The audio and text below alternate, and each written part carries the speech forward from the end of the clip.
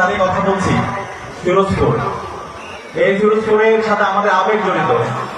ছোটবেলা থেকে যখন আমাদের বুঝ হয়েছে তখন থেকে এই ফিরোজপুর এবং ফিরোজপুরের সাথে যে নামটি জড়িত আল্লামা দেলাওয়ার হোসেন সাঈদী, এই নামটা শোনার সাথে সাথে আমাদের মন থেকে দোয়া আসতো। ছোটবেলা থেকে আমরা আমাদের নয়নের মনি কোরআনের বাকি আল্লামা দেলাওয়ার হোসেন সাঈদী হুজুরের নাম শুনে শুনে বড় হয়েছে।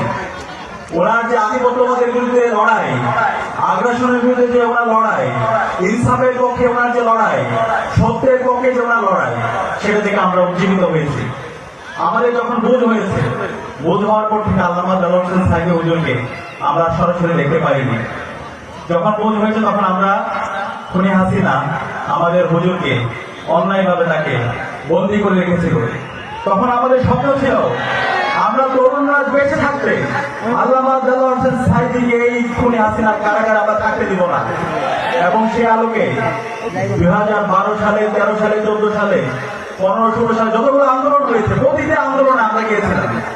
আমরা আল্লাহর কাছে দোয়া করেছিলাম, আল্লাহ তুমি আমাদের জীবন নিয়ে নাও, কিন্তু আমাদের নয়নের মনি কোরআনের পাকে আল্লামা দেলাওয়ার হোসেন সাঈদী হুজুরকে আমাদের মাঝে ফিরিয়ে দাও।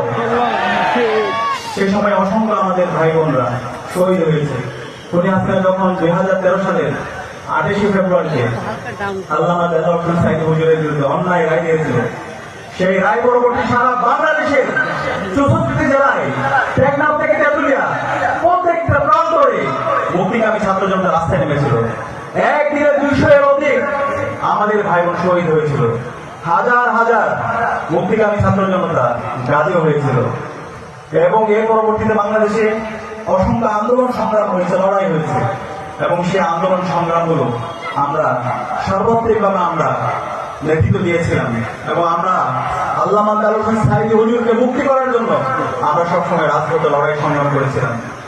এবং আল্লামা দেলাওয়ার হোসেন সাঈদী হুজুর সবসময় এই অঞ্চলের মাটি ও মানুষের কথা বলেছেন, এই অঞ্চলের মানুষের মুক্তির কথা বলেছেন। এই বাংলাদেশের যে অপারিত সম্ভাবনা, সেই সম্ভাবনা কিভাবে কাজে লাগানো যায় সে কথা বলেছেন।